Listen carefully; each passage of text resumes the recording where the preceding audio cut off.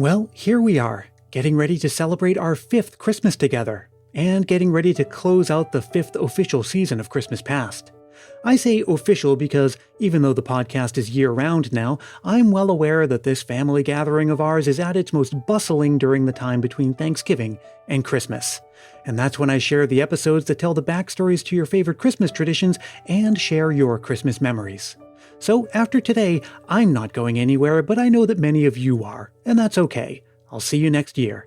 But before I let you go, let's take a look back at this most recent Christmas of ours and remember the sights and sounds, the news and trends, and the things that just might have the makings of lasting Christmas traditions as time goes on. Because after all, starting tomorrow, Christmas of 2020 belongs to Christmas Past. The big news, of course, that loomed large over the season, and pretty much everything else this year, was the pandemic. Annual Christmas events were canceled or seriously scaled down or reimagined. We started hearing about those things as early as June. We heard reports of children visiting Santa behind plexiglass. A well-known Christmas parade in Raleigh, North Carolina happened, but without any spectators. I could go on and on because there were thousands of stories like this, but the gist of it is that everything related to Christmas was impacted somehow by the pandemic, including events, family gatherings, shopping, travel, and more. And by the time we got to the holiday season, a lot of us were feeling pandemic fatigue and decided that enough was enough and tried to have a normal season anyway. Unfortunately, pandemics don't care if you've had enough, and many of those people will end up in the hospital, or worse. I heard reports from England about police breaking up large family gatherings that violated the lockdown rules. I really hope that you played it safe and smart this season. I know that celebrating digitally just isn't the same. I don't like it either, but it is just one season after all, and we want to make sure that you're here for the next season and all the other seasons after that. Now, I don't want to pretend there could possibly be a bright side to a pandemic, because of course there's not. But there were some interesting examples of adapting to meet the moment. Whether it was drive-in Christmas plays, like we saw in Georgia, or live-streamed theater productions, or a big increase in the availability of Zoom calls with Santa or other virtual events. A lot of those kinds of things already existed, but they really took off this year, and it'll be interesting to see if they remain popular in a post-pandemic world.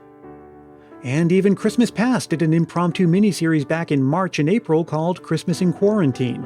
You can go back and check that out if you haven't yet. We also saw COVID-inspired Christmas tree decorations and snow globes, and speaking of Christmas trees and decorations, a lot of us really doubled down on the decorating and the outdoor light displays this year.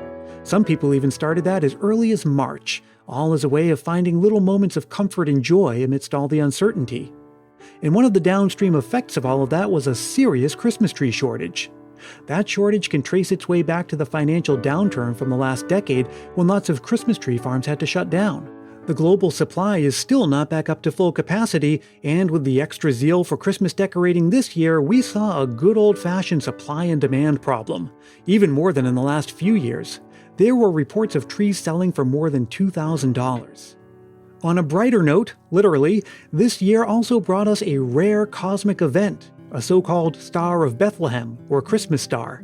It happens when Saturn and Jupiter align just so to create what appears to be one large point of light.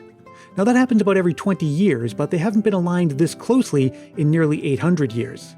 December 21st was the peak alignment, and I hope you got a chance to see it with your own eyes, or maybe saw some pictures. I did. Other than pandemic-related trends, we saw some of the kinds we're used to seeing every year, like when it comes to Christmas trees, for example. Succulent Christmas trees were a trend this year, and other than that, we saw some of the kind that we've seen over the last few years, like black Christmas trees or rainbow Christmas trees. Lots of new Christmas movies, as usual, and a big hats off to the Hallmark Channel. For the first time this year, one of their Christmas movies featured a same-sex couple as the central characters. Better late than never. Hulu gave us the happiest season, and we also had Jingle Jangle, the sequel to The Christmas Chronicles, and Dolly Parton's Christmas on the Square, all from Netflix. And really just tons and tons of other new Christmas movies on the popular streaming services and networks.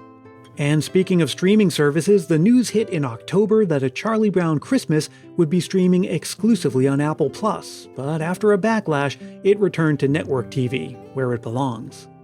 And of course, one of the things that special is known for is the famous Charlie Brown Christmas tree. Well, life imitated art this year and in very public fashion. Public Christmas trees in Cincinnati and New York City at Rockefeller Center were looking more than just a little bit bare and scraggly. And the Rockefeller tree even had an owl trapped in it. It was rehabilitated and released, you'll be pleased to know.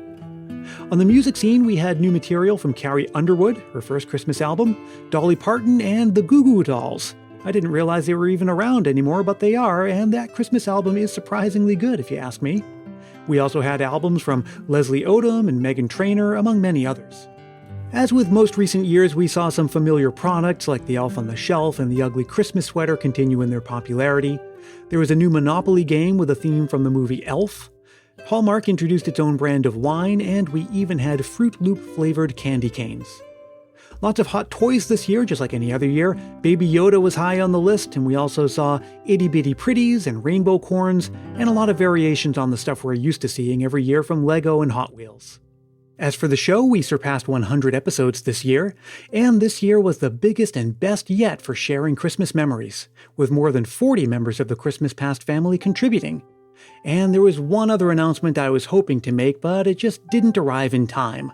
It's so close to happening that it might even happen between the time I record this and the time you hear it, but maybe I'll leave that for a surprise, perhaps sometime in January. Well, I'd like to close out this episode and wrap up the season with a Christmas memory from yours truly. You've heard me say throughout the season that I'm a new dad. Baby Dashiell was born on November 7th. 7.3 pounds of pure Christmas spirit, even though he doesn't sleep in heavenly peace. Not yet, anyway.